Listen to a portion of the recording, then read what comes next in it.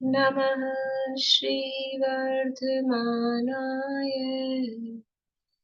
निर्धूत कलिलात्मने सालोकानां त्रिलोकानां यद्विद्यादर्पणायते यद्विद्यादर्पणायते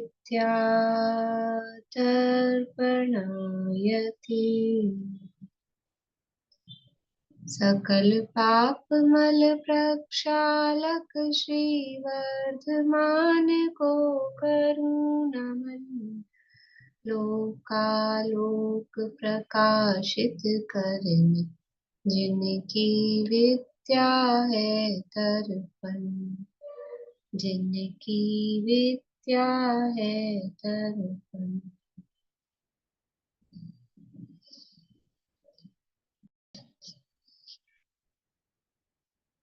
रत्नकरण श्रावकाचार्य नामक ये ग्रंथ है, आचार्य समंतभद्र स्वामी द्वारा रचित। इसके अंतर्गत पंचम शिक्षा व्रत अधिकार अपना चल रहा है और उसमें जो अंतिम शिक्षा व्रत यहाँ बताया वैयावृत्ति, वहाँ वैयावृत्ति में पात्र दान देना प्रमुख रूप से वैयावृत्ति कहा गया। उसके अलावा जो मुनिराजों की पात्रों की सेवा शुश्रूषा आदि है वो भी वैयावृत्ति है। वो सब बताने के बाद में पात्रों का स्वरूप भेद प्रभेद इत्यादि, दान का स्वरूप भेद प्रभेद, फिर यहाँ पर जिनेंद्र भगवान की पूजन की प्रेरणा दे रहे हैं। वही जिनेंद्र भगवान की वैयावृत्ति है और पूजन किसकी क्यों कैसे किस प्रकार से कितने प्रकार से करनी चाहिए, ये सारी चर्चा यहाँ करने के बाद में जो जिनालय हैं जिनेंद्र भगवान के, जिन बिंब के रहने के जो स्थान, ऐसे जिनालयों का स्वरूप यहाँ बता रहे हैं। तीन लोक में अकृत्रिम जिनालय तीनों लोकों में है, तो उन अकृत्रिम जिनालयों का क्या स्वरूप है वो यहाँ पर हम देख रहे हैं। प्रश्न है आपको तो पाठ करने के लिए बोलना है। मुझे सारे ये कल मैंने लर्न किए तो मैं पूरा एक साथ सुनाना चाह रही हूँ। क्या जिनालयों की मतलब ये जो जिनालयों की संख्या, उनके वो साइज और कहाँ का उत्कृष्ट जिनालय एक साथ में सुनाना चाह रही थी। कल मैंने याद किए थोड़े से, मैं सोची एक बार आपको सुनाऊं, हाँ, अभी इसीलिए। पूछती हूँ। ठीक है। तो ये जो जिनालय है, ये जिनालय कितने प्रकार के हैं और उनमें क्या क्या रचनाएं हैं, उनकी साइज वगैरह क्या है, और जो जो अलग अलग प्रकार के हैं वो कहाँ कहाँ है, बोलिए पूरा बोलिए फिर आप।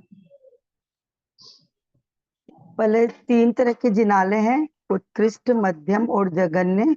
उत्कृष्ट जिनालय के है, उसकी लंबाई है 100 योजन, चौड़ाई है 50 योजन और उसकी ऊंचाई है 75 योजन।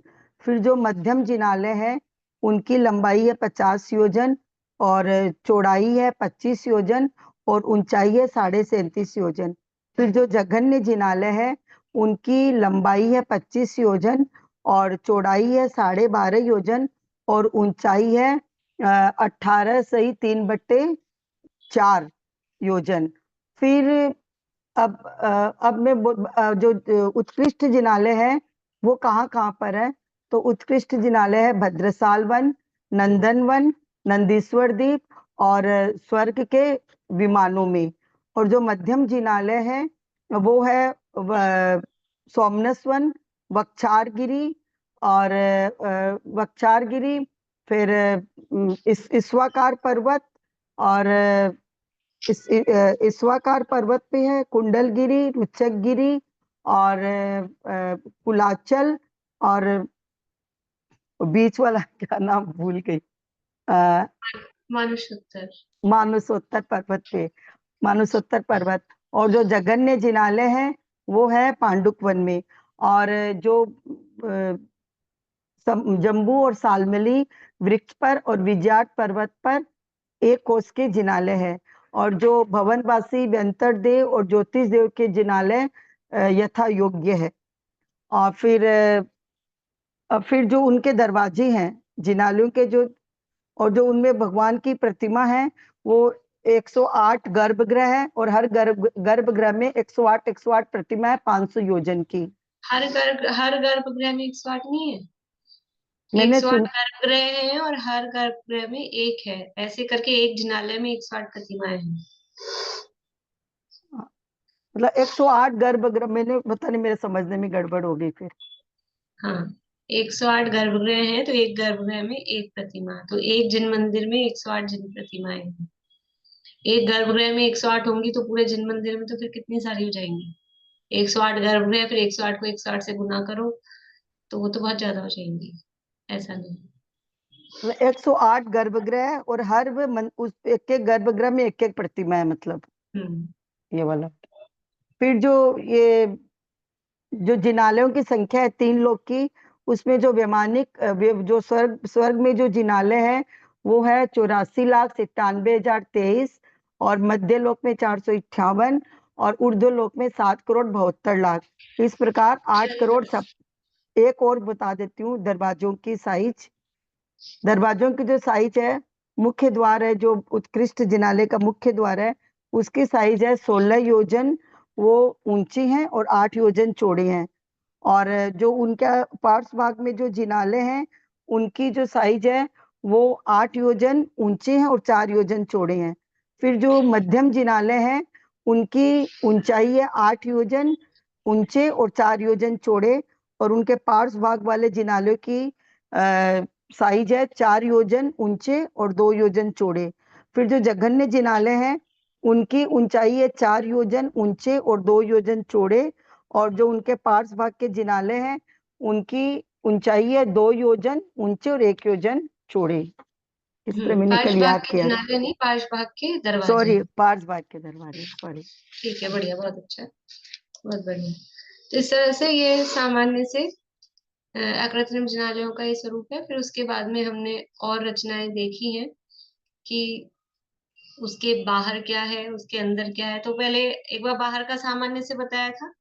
बाहर से अगर आएंगे तो क्या है, सबसे पहले 3 कोट है, उन 3 कोट के बाद में फिर जिनालय है। फिर जिनालय के अंदर की रचना देखी कि अंदर क्या क्या है, कि एक सप्तछद है, और सप्तछद के बीच में वहां 108 गर्भगृह है। सप्तछद यानी, सप्तछद का मतलब क्या है? बोले सुनीता आंटी, सप्तछद का मतलब? देवच्छद, सॉरी, हाँ, सप्तछद, देवच्छद, देवच्छद, देवाक्षर। सप्तपर्ण का वन है वो देवच्छद। उनमें 9 स्तूप बने हुए हैं ना, देवच्छद का अर्थ पूछ रही हूँ। जिसमें देव वगैरह रहते हैं। देवस, कौन से देव? व्यंतर और वैमानिक की व्यंतरवासी? व्यंतर और वो भवनवासी वाले, व्यंतर नाग तो कुमार और देवच्छद क्या?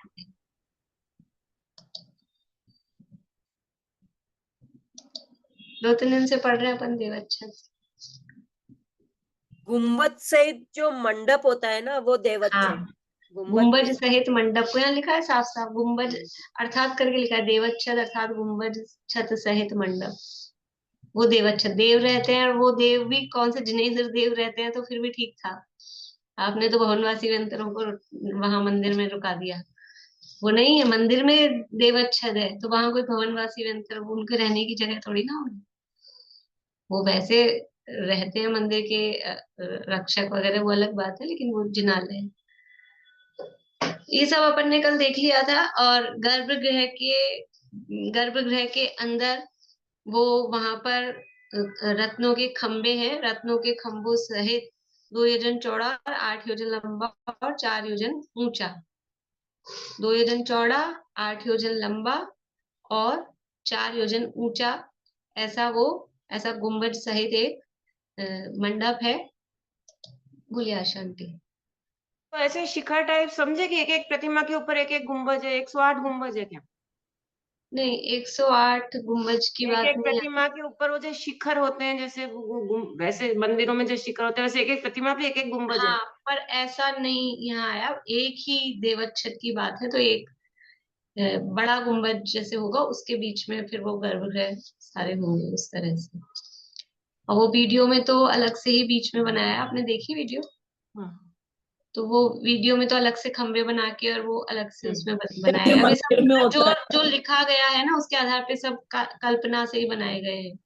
जैसे अपने मंदिर में होता है ना, वेदी के ऊपर जो ऐसा बना हाँ हुआ, हाँ, वैसा ही, हाँ, वो वही समझना चाहिए, हाँ वही समझना चाहिए।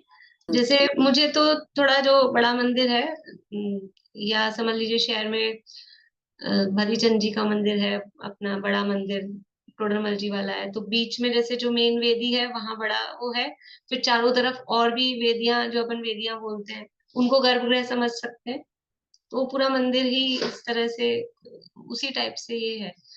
तो चूंकि बीच में अलग से यहाँ वेदी नहीं है, मतलब भगवान बीच में अलग से नहीं है, पूरे बस 108 ही इस तरह से हैं। जैसे अपने मंदिर में तो बीच में अलग है, जो मैं शहर के मंदिरों की आपको बता रही हूँ, तो बीच में अलग वेदी है और फिर 3 साइड अलग छोटी छोटी वेदियां हैं। पर यहाँ पर पूरी बस 108 ही है ना, तो वो कोई बीच में अलग वेदी ऐसी बात नहीं आई। तो एक ही गुम्बज के नीचे इस तरह से पदमपुरा का 108 जो प्रतिमा मंदिर है है। ना, पदमपुरा का मंदिर, हाँ, वो भी पदमपुरा का गुम्बद मंदिर जैसा समझ सकते हैं, बिल्कुल। है, हाँ, वो बढ़िया। पदमपुरा का मंदिर जैसा समझ सकते हैं कि बीच में अलग से वेदी, मतलब वैसे सेंटर में नहीं है, पूरे चारों तरफ चार करके ही वेदियां हैं, उस तरह से समझ सकते हैं। बढ़िया।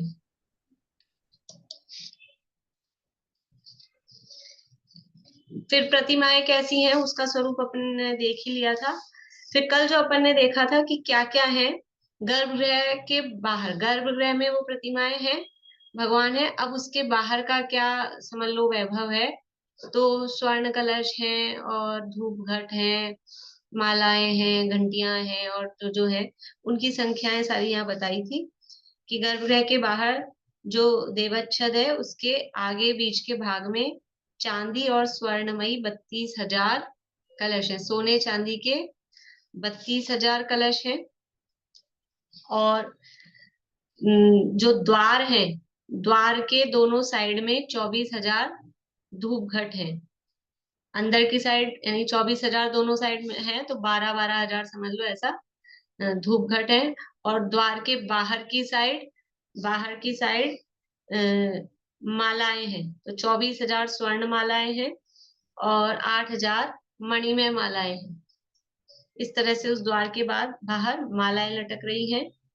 और फिर उस द्वार के सामने मुख मंडप है, मुख मंडप में 16,000 स्वर्ण कलश है, 16,000 मालाएं हैं मणि में और स्वर्ण में, और 16,000 धूप के घड़े हैं।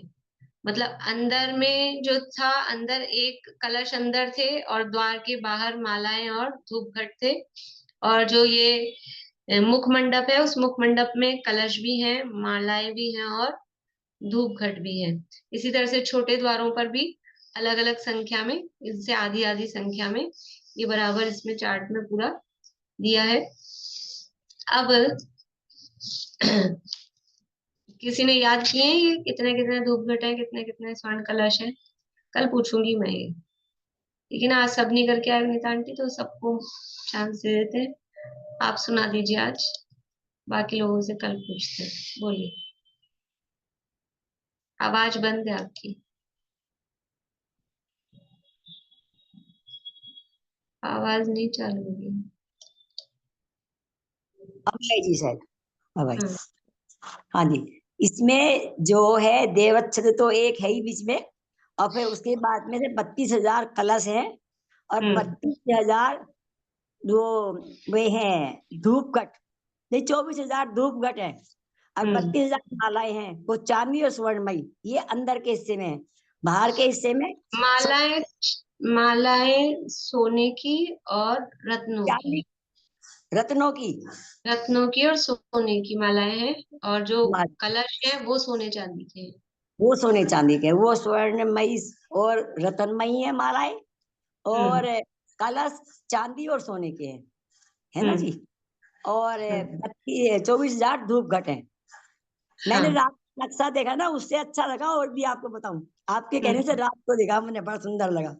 और फिर उसके हाँ बाद वाले द्वार में 16,000 कलश है, 16,000 धूप घट है, और 16,000 ही मालाएं हैं। तीनों कहाँ चीज पर है ये?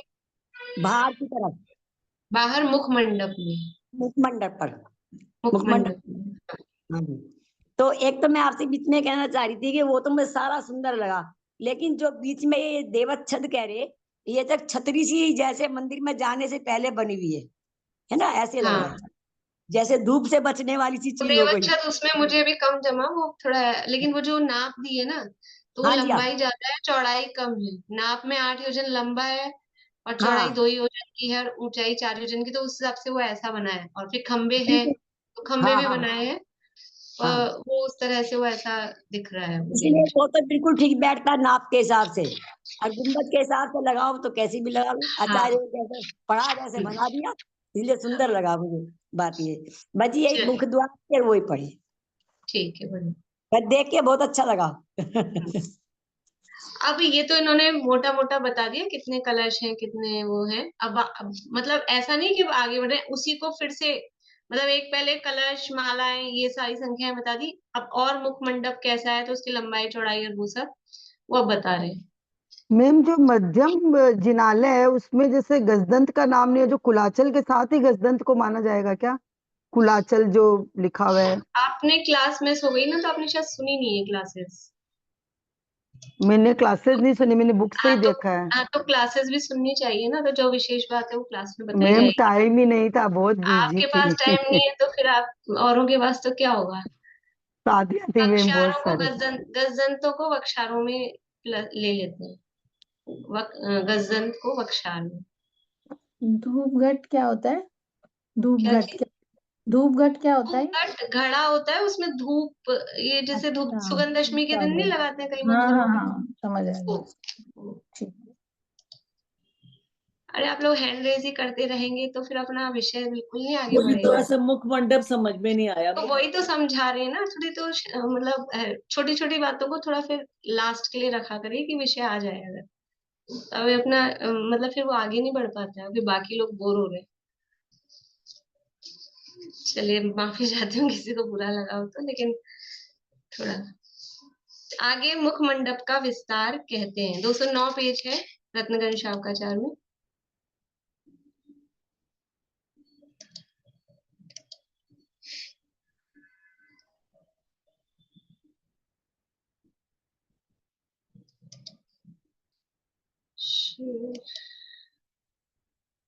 आप लोगों को दिख रहा है क्या? शेयर हुई है क्या?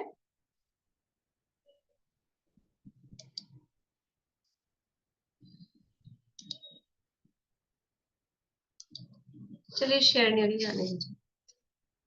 इस मंदिर के आगे मुख मंडप है, वह जिन मंदिर समान ही 100 योजन लंबा, 50 योजन चौड़ा तथा 16 योजन ऊंचा है।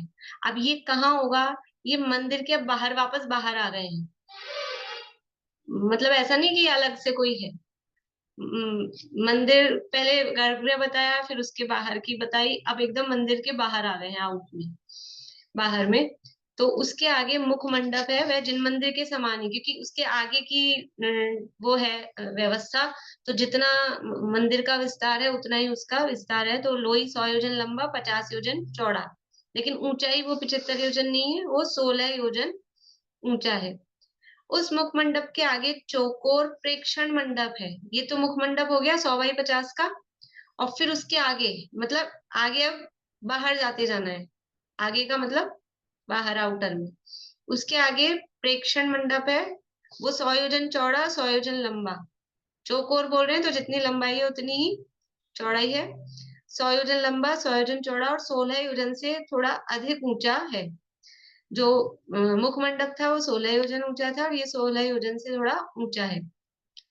उस प्रेक्षण मंडप के आगे 80 योजन चौड़ा, 80 योजन लंबा, ये भी एक चौकोर, 2 योजन ऊंचा स्वर्णमयी पीठ है। अब यहाँ साफ साफ खुद ही लिखते जा रहे हैं, पीठ का अर्थ चबूतरा है।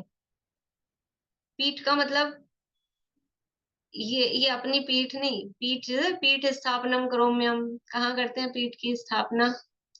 सुबह अभिषेक करते हैं प्रक्षाल के समय, तब बोलते हैं। तो वहां तब थाली विराजमान करते हैं उसके लिए। तो वो जो भी जहाँ विराजमान करना है, वो जो चबूतरा है उसको पीठ बोलते हैं। तो पीठ का अर्थ चबूतरा है, 80 योजन लंबा चौड़ा और 2 योजन ऊंचा। उस पीठ के बीच में चौकोर, उस पीठ के बीच में, उसके ऊपर मतलब समझ लीजिए, चौकोर 64 योजन लंबा, 64 योजन चौड़ा, 64 बाय 64 और 16 योजन ऊंचा स्थान मंडप नाम का सभा मंडप है। इसको स्थान मंडप भी शब्द है, आस्थान मंडप भी इसके लिए शब्द है। वहां ग्रंथ में आस्थान, चाहे आस्थान मंडप बोलो, चाहे स्थान मंडप बोलो, चाहे सभा मंडप बोलो,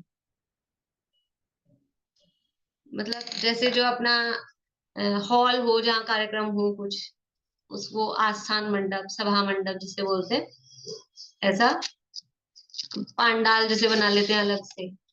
तो ये तो परमानेंट इस तरह से बना हुआ है। क्या क्या है? सबसे पहले मुख मंडप है 100 बाय 50 और 16 योजन ऊंचा। फिर मुख मंडप के आगे प्रेक्षण मंडप है 100 बाय 100, 16 योजन से थोड़ा ज्यादा ऊंचा। फिर उस प्रेक्षण मंडप के आगे फिर पीठ है, वो है 80 बाय 80 और 2 योजन की ऊंचाई। और उस पीठ के ऊपर, उस पीठ के बीच में का मतलब ये हुआ कि पीठ के ऊपर, पीठ के बीच में कैसे होगा, वो 80 बाय 80 की वो है, तो उसके बीच में 64 बाय 64 और 16 योजन ऊंचा वो इस आस्थान नाम का सभा मंडप है। मतलब वो भी 16 योजन ऊंचा था मुख मंडप, प्रेक्षण मंडप 16 से थोड़ा ऊंचा, और ये 16 योजन ऊंचा है और 2 योजन का इसका पहले है। तो या तो टोटल 16 हो जाना चाहिए ताकि तीनों की एक सी हाइट आ जाए, और नहीं तो फिर ये 18 योजन हो जाएगा, 2 योजन और ऊंचा है। देखते हैं अभी इसको। और ये सभा मंडप हो गया। अब इस स्थान मंडप के आगे 40 योजन ऊंचा स्तूपों का मणिमय पीठ है। अब ये जो आस्थान या सभा मंडप है, स्थान मंडप के आगे 40 योजन ऊंचा स्तूपों का मणिमय पीठ है। मणियों का बना हुआ एक, समझ लो चबूतरा टाइप है, लेकिन वो चबूतरा क्या, कितना ऊंचा हो गया, 40 योजन ऊंचा। वह पीठ 4 द्वारों सहित 12 कमल की वेदियों सहित है। उस पीठ के बीच में 3 कटनी सहित 64 योजन लंबा, 64 योजन चौड़ा, 16 योजन ऊंचा बहुत रत्नमय जिन बिंबों सहित स्तूप है। 3 कटनी लिए जो रत्न राशि है उसका नाम स्तूप है। स्तूप किसे कहते हैं ये भी इन्होंने बता दिया। आप लोग ये जो परिभाषाएं वाले शब्द हैं उसको अंडरलाइन कर लीजिए ताकि ध्यान रहे। जैसे देवच्छद का अर्थ ऊपर आ गया था पीछे, और यहाँ पीठ का अर्थ चबूतरा। इसी तरह से स्तूप किसे कहते हैं, 3 कटनी लिए जो रत्न राशि। 3 कटनी समझ में आती है? अरे जहाँ जैसे फ्लैग झंडा होता है ना, तो एक पहले बड़ा गोला होता है, फिर उसके ऊपर छोटा गोला होता है, फिर उसके ऊपर एक छोटा गोला होता है, झंडा रोहण जहाँ होता है। या भगवान के को जब विधान होता है अलग से भगवान को विराजमान करते देखा अभी वेदी में से, तो एक नीचे पहले बड़ा गोलाकार होता है, फिर छोटा गोलाकार होता है, फिर उसके ऊपर एक और छोटा। इसको बोलते हैं कटनियां, 3 कटनियां। वो जो स्पेस बन गई ना, सुमेरु पर्वत में भी कटनी बन रही है, ऐसी ही बन रही है ना, उसको बोलते हैं कटनी। तो जो गोलाकार रचना है उसमें ऐसे गोल गोल होती है, जो चौकोर है तो मानस्तंभ में भी इस तरह से होती है, चौकोर मानस्तंभ होता है। समझ में आ रहा है नीलम भाभी? कटनी समझ में आ रही है?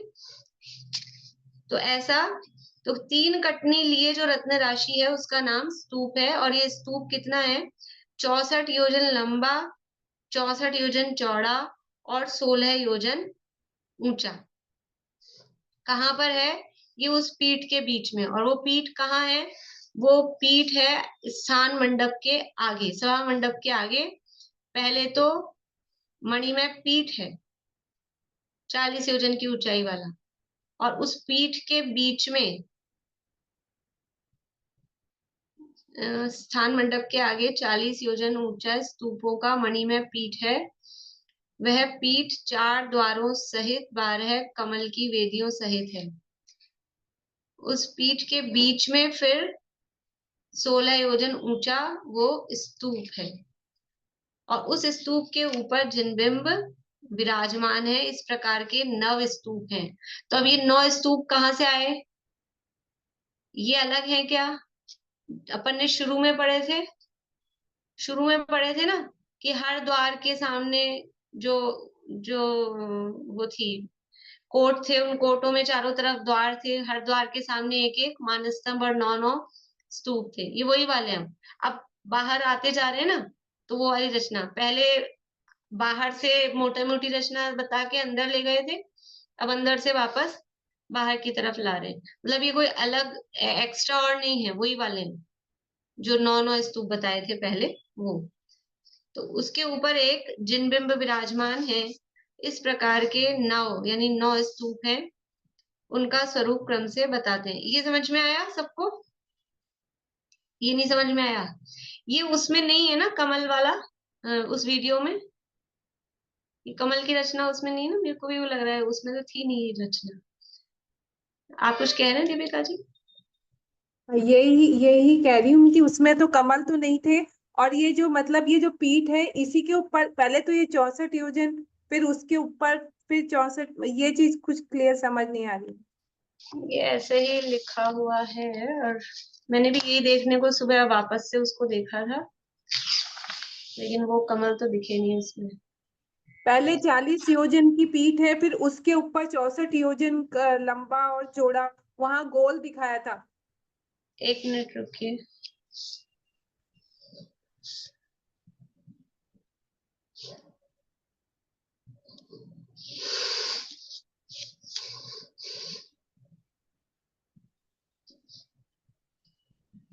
ये इसमें से पढ़ती हूँ मैं, ये जो अपना वो मैंने पीडीएफ भेजी थी ना, एक बार थोड़ा सा इसमें क्लियर है। इन सभी स्क्रीन शेयर होगी क्या?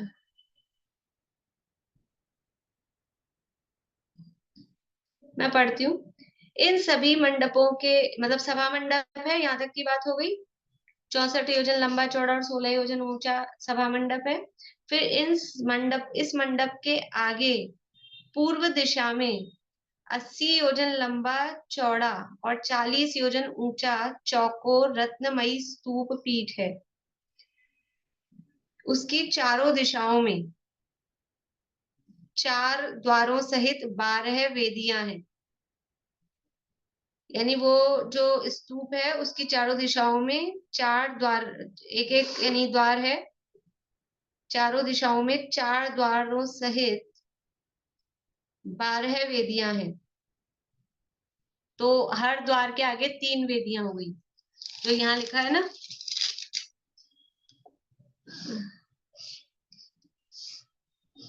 बारह वेदी सहित स्वर्ण में पीठ है। ये जो यहाँ लिखा है स्तूप के आगे नहीं, ऊपर है। वह पीठ 4 द्वारों सहित 12 कमल की वेदियों सहित है। तो ये 12 कमल की वेदियां लिखा है ना, वो चीज ये यहाँ कह रहे हैं कि उसकी चारों दिशाओं में 4 द्वारों सहित 12 वेदियां हैं। इस पीठ के मध्य 64 योजन ऊंचा चौड़ा, 64 योजन लंबा चौड़ा गोलाकार 3 कटनी संयुक्त अनेक रत्नों में स्तूप है। यहाँ प्रत्येक कटनी की चारों दिशाओं में 4 रत्नमयी जिनबिंब विराजमान होने से कुल 12 जिनबिंब हैं। मतलब उसके ऊपर ही है वो जो ये इसमें से पढ़ती हूँ रत्नकन शावकाचार्य में से कि जो सेकंड पैराग्राफ देखिए जो अपन पढ़ रहे थे उसमें, इस स्थान मंडप के आगे 40 योजन ऊंचा स्तूपों का मणिमय पीठ है और 40 योजन ऊंचा है, ठीक है। वो मणिमय पीठ है स्तूपों के लिए और उस पीठ में 4 द्वार हैं और उन 4 द्वार में हर द्वार के सामने 3-3 वेदियां हैं। कमल की वेदियां मतलब समझ लो कमल की रचना जैसी, जैसे अपने वेदियों में भी वो नीचे कमल जैसी ही रचना होती है ज्यादातर, तो कमल की वेदियों सहित 12 वो वेदियां हैं। हर के आगे 3 हो गई, तो 4 थी 12। उस पीठ के फिर बीच में 3 कटनी सहित 64 योजन लंबा, 64 योजन चौड़ा, 16 योजन ऊंचा, उसके ऊपर जो 40 योजन ऊंचा है उसके ऊपर 16 योजन और ऊंचा, क्योंकि स्तूप बनेगा तो वो ऊंचा ही बनना है। बहुत रत्नमय जिनबिंबों सहित स्तूप है। 3 कटनी के लिए जो रत्न राशि है उसका नाम स्तूप है। उसके ऊपर जिनबिंब विराजमान है। वो जो 3 कटनी सहित जो स्तूप है, उस स्तूप के ऊपर जिनबिंब विराजमान है।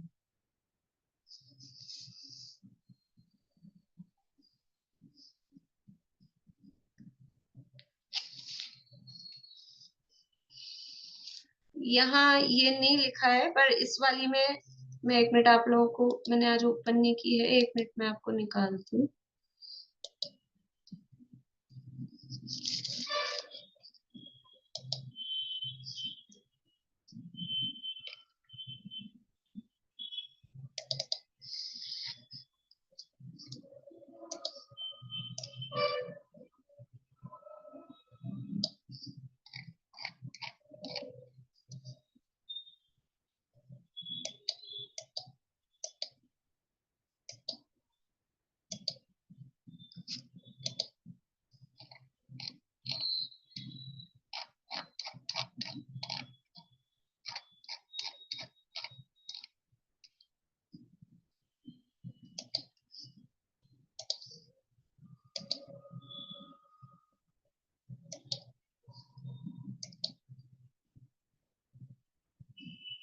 दिख रही है आप लोगों को? और इसमें और एरर आ रहा है।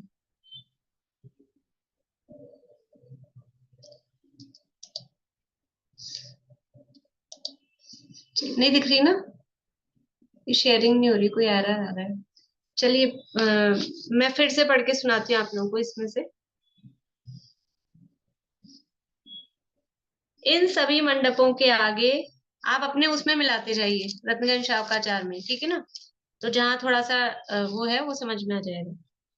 इन सभी मंडपों के आगे 80 योजन लंबा चौड़ा और 40 योजन ऊंचा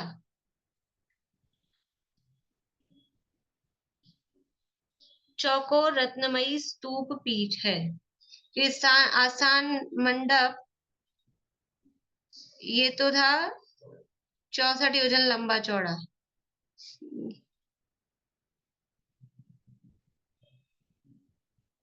और ये कह रहे हैं कि ये 80 योजन लंबा चौड़ा और 40 योजन ऊंचा रत्नमयी स्तूप है। उसकी चारों दिशाओं में 4 द्वारों सहित 12 वेदियां हैं। इस पीठ के मध्य 64 योजन ऊंचा चौड़ा गोलाकार 3 कटनी संयुक्त अनेक रत्नों में एक स्तूप है।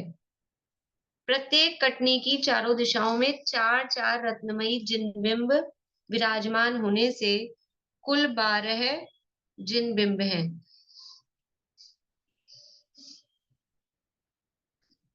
यहाँ पे वो जिनबिंबों की संख्या भी नहीं दी है रत्नगंज शावकाचार में, वहां पे संख्या भी दी है कि वो जो कटनियां हैं, तो प्रत्येक कटनी पर 3 कटनियां हैं और 4 दिशाएं हैं हर कटनी की, तो हर दिशा में एक एक जिनबिंब उस कटनियों पर विराजमान है। तो ऐसे करके 12 जिनबिंब वहां पर उस स्तूप पे विराजमान है। इस प्रकार की रचना सहित यहाँ पृथक पृथक पंक्ति रूप 9 स्तूप हैं। 9 स्तूप है, एक स्तूप में 12 जिनबिंब है, तो 9 स्तूप में कितने हो गए? 12 का पहाड़ा बोलो, 12 नाम 108, 108 हो गए ना?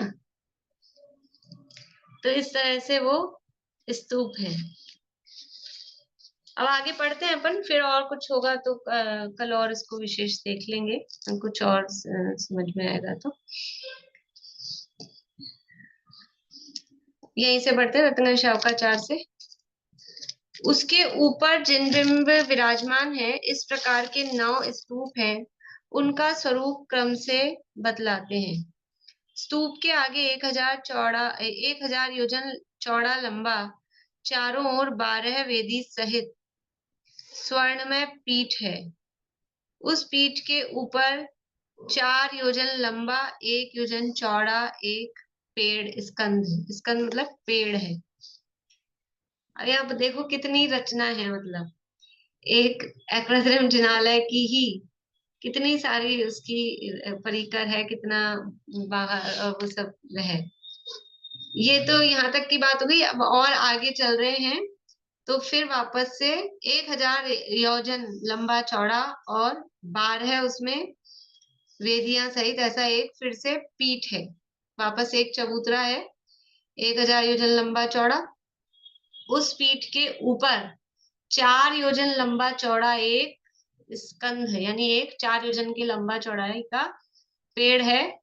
उस पेड़ के चारों ओर बहुत मणिमय 3 कोटों सहित 12 योजन लंबी 4 महाशाखाएं हैं, अनेक छोटी शाखाएं हैं तथा ऊपर शिखर पर वह पेड़ 12 योजन चौड़ा है। यानी ऊपर जाकर वो जो चौड़ा मतलब वो कितना फैल रहा है, 12 योजन वो फैल रहा है। और उसकी जो शाखाएं हैं वो 12 योजन लंबी शाखाएं हैं। तो वो पेड़ की भी पूरी चौड़ाई कितनी हो गई, वो भी 12 योजन की हो गई।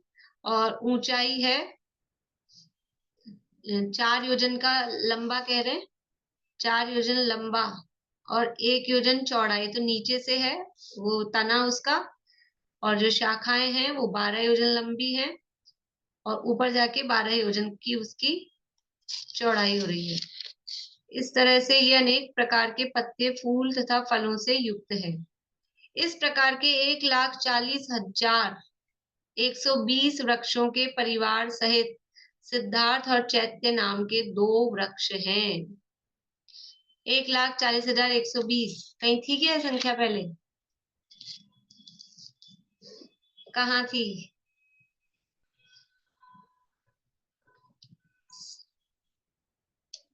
बोलिए वर्षा।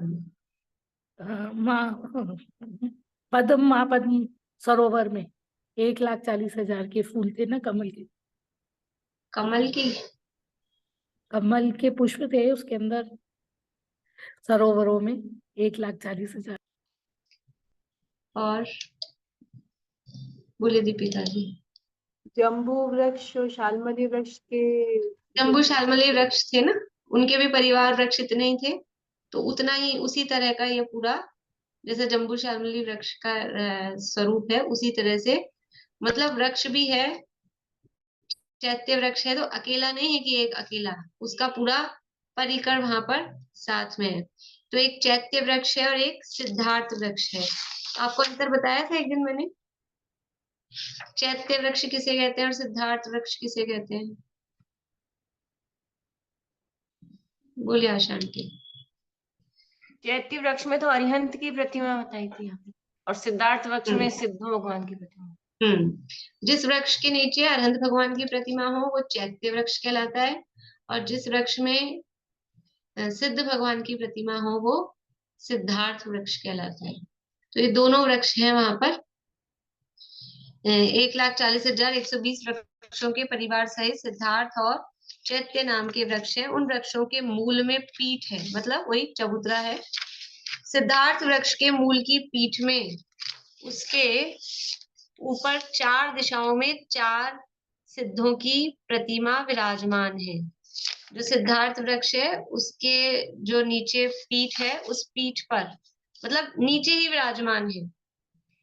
ये वृक्षों का चित्र मैं कल निकाल के रखूंगी, जो मतलब यहाँ वाला वृक्ष नहीं, लेकिन वो वृक्ष सब जगह लगभग एक से ही है। तो वो भवन वासियों के भवनों में जैसे हैं वो एक चित्र है मेरे पास। अभी निकलता है क्या, देखते।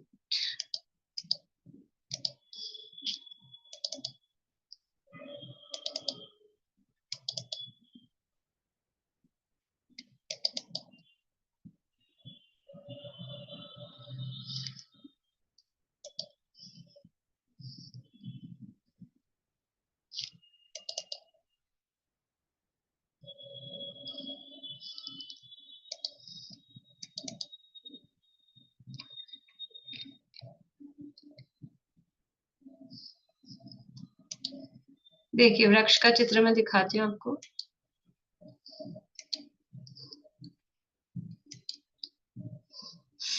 अरे आज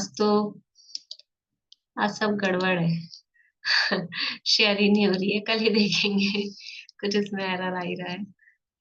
तो वो नीचे होती है, इतना है। मतलब ये जो सिद्धार्थ वृक्ष और चैत्य वृक्ष, उसकी शाखा पे, वहां जम्बू शाल्मली वृक्ष में तो शाखाओं पर जिन मंदिर है, पर जो केवल चैत्य वृक्ष या सिद्धार्थ वृक्ष है, वहां शाखाओं पे जिन मंदिर नहीं है।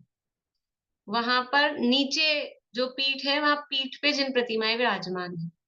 ये मतलब उनमें, इन चैत्य वृक्षों में और जम्बू शाल्मली वृक्षों में ये डिफरेंस है। और वहां उस शाखा के ऊपर मंदिर है। कौन से साइज वाले हैं? जम्बू शाल्मली वृक्षों पर कौन सी साइज वाले चैत्यालय हैं? जम्बू शाल्मली वृक्षों पर कौन सी साइज वाले चैत्यालय हैं? उत्कृष्ट, मध्यम, लघु।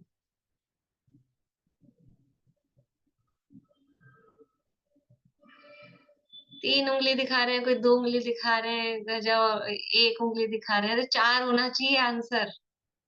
1 कोस के कहे हैं ना। हाँ, दीपिका जी 1-1 कर रहे हैं, वो 1 कोस, मतलब वो चौथा है ऑप्शन है। इन तीनों में से कोई ऑप्शन नहीं है। जम्बू शाल्मली वृक्षों में ना उत्कृष्ट साइज वाले हैं, ना मध्यम साइज वाले हैं, ना जघन्य साइज वाले हैं। वो 1 कोस वाले, मतलब चौथा ही नंबर है उनका। ठीक है, बोलिए आशा आंटी।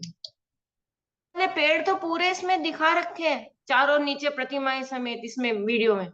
वीडियो में पेड़ तो है, पर वो जो ये कमल वाली चीज नीचे है ना। प्रतिमाएं भी है चारों तरफ, बता रखी है। हाँ सिद्ध भगवान हाँ वाली, हाँ, वो दिखा रखा पेड़ भी बता रखा है। है। हाँ ठीक है, चलिए। इस तरह से ये वृक्षों के मूल में पीठ है। सिद्धार्थ वृक्ष के मूल की पीठ में उसके ऊपर 4 दिशाओं में 4 सिद्धों की प्रतिमा विराजमान है। और चैत्य वृक्ष के मूल की पीठ में उसके ऊपर मतलब पीठ के ऊपर, वृक्ष के ऊपर नहीं, 4 दिशाओं में 4 अरहंतों की प्रतिमा विराजमान है। इन वृक्षों की पीठ के आगे पीठ है, पीठ के आगे फिर से पीठ है। उसमें अनेक प्रकार के रंगों सहित रंग बिरंगी महाध्वजाएं खड़ी हैं। उन ध्वजाओं के स्वर्णमय स्तंभ 16 योजन ऊंचे, 1 कोस चौड़े हैं। उन स्तंभों के आगे के भाग में मनुष्यों के नेत्रों तथा मन को रमणीक लगने वाले अनेक प्रकार के ध्वजा, वस्त्र, रूप, रत्नों द्वारा शोभित हो रहे हैं। 3 छत्र भी शोभित हो रहे हैं। इन ध्वजाओं में वस्त्र नहीं है। वस्त्र जैसा आकार, कोमलता, अनेक रंग, ललितता लिए हुए रत्न रूप पुद्गल ही उस प्रकार परिणत हुए हैं। वे वस्त्र रत्न में ही जानना। आप सोचो, ध्वजाएं हैं और वस्त्र जैसी लगती हैं, बिल्कुल वैसी कोमल, हल्की और उस तरह की, लेकिन है किसकी?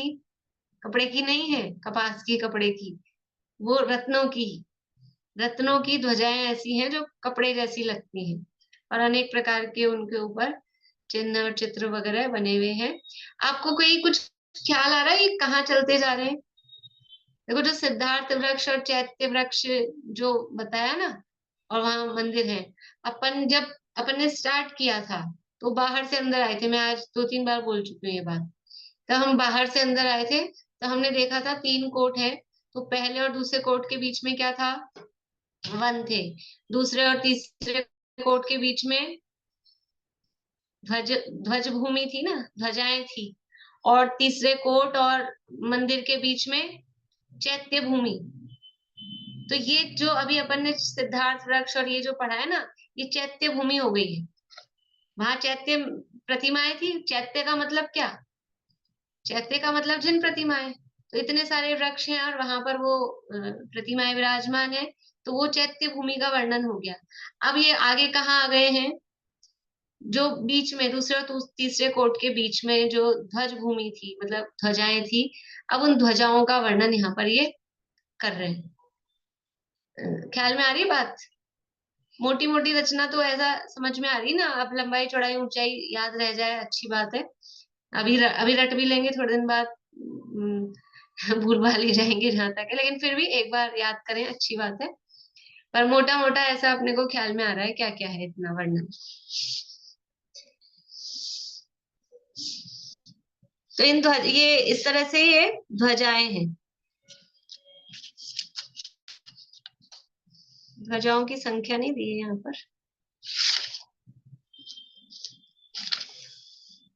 उस ध्वजा पीठ के आगे जिन मंदिर है उसकी चारों दिशाओं में अनेक प्रकार के फूलों सहित 100 योजन लंबे, 50 योजन चौड़े, 10 योजन ऊंचे मणि स्वर्णमय वेदियों सहित 4 सरोवर हैं।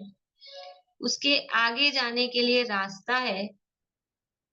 उस रास्ते के दोनों ओर 50 योजन ऊंचे, 50 योजन चौड़े देवों के मनोरंजन करने के रत्नमय 2 भवन हैं। उसके आगे तोरण है जो मणिमय स्तंभों के अग्रभाग में स्थित है। 2 स्तंभों के बीच दीवार रहित ऊपर की ओर गोलाई का आकार लिए हुए जो रचना होती है उसे तोरण कहते हैं। अभी तोरण की परिभाषा भी दे दी। 2 खंबे हैं और फिर ऐसा जैसे दरवाजा नहीं बनाते हैं अपन, कोई भी आता है वीआईपी वगैरह या दिवाली पे, इस तरह से उसको तोरण कहते हैं। वे तोरण मोतियों की जाली घंटाओं के समूह सहित हैं। मोतियों के जाल और घंटाओं के समूह तोरणों में लूमते हुए हैं। अब इसको आगे की रचना को अपन कल समझेंगे, भी समय भी हो गया है। और आज वाली का भी रिवीजन करेंगे कल वापस से थोड़ा। अभी यही देखते हैं। तो इस तरह से कुल मिला के इतना तो हमको समझ में आ रहा है कि किस तरह के वैभव सहित वो हमारे अकृत्रिम जिन मंदिर हैं। तो वर्तमान में भी मतलब हम उसी की प्रतिकृति के रूप में जिन मंदिर बनाते हैं, तो उसी तरह से पूरा ऐसा नहीं बस एक कमरा बना दिया और भगवान विराजमान कर दिए, और अपने घर तो बहुत अच्छे बढ़िया बढ़िया ऐसा बना के रखते हैं। और भगवान का तो भगवान जहाँ विराजमान है वो स्थान भी बराबर ऐसा होना चाहिए कि देखने वाले को, कि जो व्यक्ति यहाँ है उसका जब मतलब घर ऐसा है तो वो व्यक्ति कितना महिमाशाली होगा, इससे उसमें रहने वाले व्यक्ति की महिमा आती है। राष्ट्रपति जहाँ रहते हैं अकेला रहता हो, भले अकेला ही हो, कोई नहीं हो, बच्चे अच्छे। राजभवन देखा है किसी ने? राजभवन कितना लंबा चौड़ा बड़ा, कितना क्या क्या, कि एक आदमी रहता है इतना, उसके लिए ये कि भाई वो क्या पूरे भारत के राजा, राष्ट्रपति किसे कहते हैं, तो उनका रहने का स्थान ऐसा ही थोड़ी ना होगा।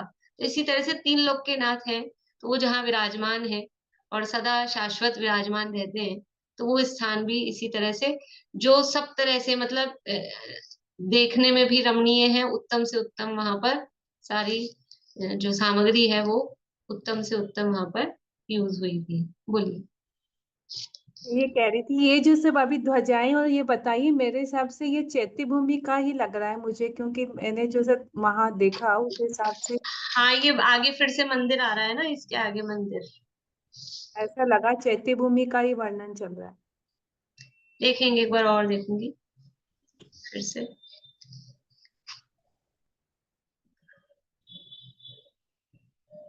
वो जो आगे कह रहे हैं ना, फिर प्रथम और दूसरे कोट के बीच के अंतराल, हाँ ये आगे कह रहे हैं ध्वजाएं, ये चैत्य भूमि का ही एरिया है। ठीक बात है, सही है। वो ध्वजाएं आगे नीचे से सेकंड लास्ट पैरा आ रहा है, वो ध्वजाओं का आ रहा है।